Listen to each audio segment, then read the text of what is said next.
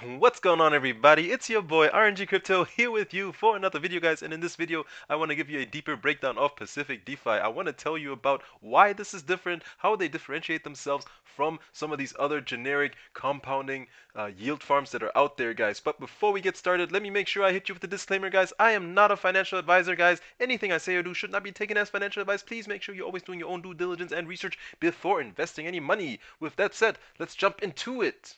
Okay, guys, and you can see here an ecosystem which will unify the DeFi landscape, guys. So basically what they're hinting towards is the fact that they are going to give users one single pane of glass that's going to let them gain exposure and invest across three different blockchains to start with: Binance Smart Chain, Polygon, and Ethereum, guys. But really what I wanted to touch on is what makes them so different, guys. Why are they different than a Polycat Finance, which, for example, over the summer went from like $45, $48, crashed all the way down to like $1.30, and still has not recovered, guys. Those Polycat Finances of the world, the Auto Farm, the Beefy, guys, those are yield optimizers that basically do a very similar thing. They all sort of take existing liquidity pool farms and compound the rewards of the native token automatically. So basically what they do is they do my job for me. They unstake and restake the rewards for me, so I don't have to go in there and do that manually. They auto compound, and then as in addition to that, they provide you, like,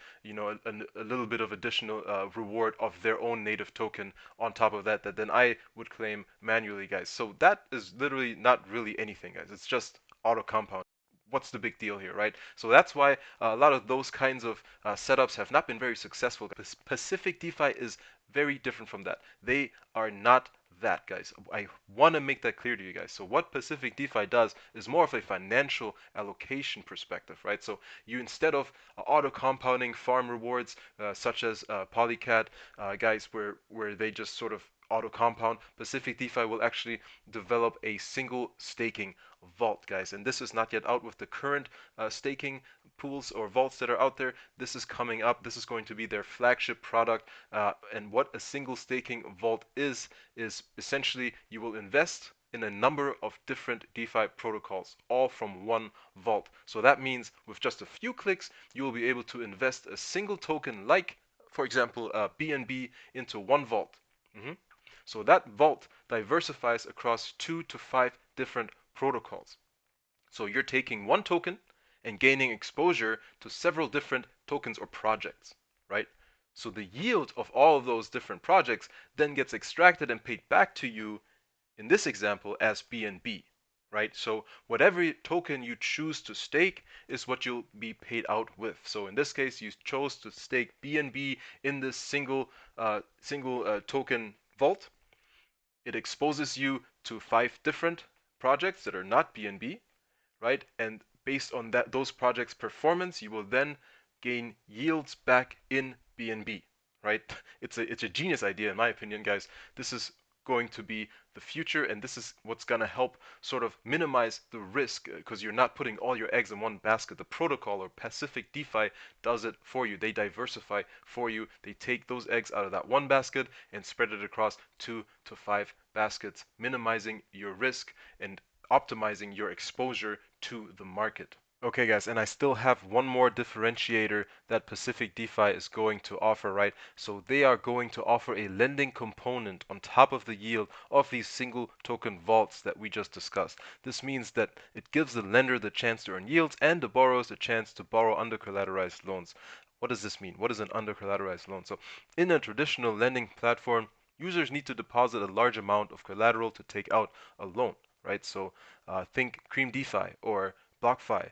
If I wanted to borrow $50,000 worth of assets, I need to give collateral at maybe like 90,000 or maybe even more, right? It's not 50, it's not like for like. I have to over collateralize. In this case, you can actually borrow with under collateralized assets, guys. This is awesome. So, however, right, with the lending for vaults, users are going to be able, or users that want to borrow don't need to deposit initial collateral to borrow, right? They can borrow and lever themselves as long as their equity balance is able to pay off the borrowed amount. Okay, so as long as their staked amount is able to pay off whatever they borrow.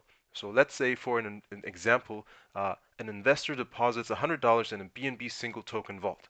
he wants, or he or she wants to lever 2x. So they borrow $100 more from the lenders. Now that person has $200. If he or she invests the BNB, right, and the BNB value declines, let's just say for example's sake, 50%, they will lose $100. That is now their own state initial assets that they've lost, because obviously Pacific DeFi is not going to let the lenders get wrecked when people are over leveraging, right? So when BNB declines 50%, that investor loses 50% of their investment, which was $200, so they lose $100. The vault will then close out their position as the loan, the $100 loaned, is at risk of default to the lender, right? So meanwhile, the BNB vault investor loses 100%, and the lender will get their $100 back, and that's how this is going to work. So the same can be applied to the upside though, right? So in case it was going to the upside, they will gain more if he levers or she levers herself, depending on how many X's they lever themselves. So it is a double-edged sword, guys. So the pros are users who borrow can lever without depositing collateral, but the bad news is that users who over-lever themselves expose themselves to risk of a margin call, right? So guys, in the end, Pacific DeFi wants their users, who in the beginning will be on, again, BSC, Polygon, and Ethereum, to have the ability to just invest through a simple single pane of glass, single process that's going to have the vaults automatically diversified to gain exposure across multiple assets, as well as give them the ability to lend and borrow for additional yield or additional exposure or leverage in the market, guys. So this is awesome. I'm looking forward to this actually coming out because I'm going to take advantage of this. And this is why Pacific DeFi is different than the rest, guys. But that was lengthy. I apologize. But let's hop into the price a little bit. All right, looking at CoinGecko, the price has even gone up since I was making this video, guys. We are now at $1.2 million market cap. If we look at the max for the chart here, you can see after initial IDO, there was a definite drop in price as people were getting out of the vesting schedules and selling off their profits. But now we're back on the rise, and this is roughly since the announcement of staking. We're back on an uptrend. So go and look at DEX tools, guys. You can see we're at an uptrend.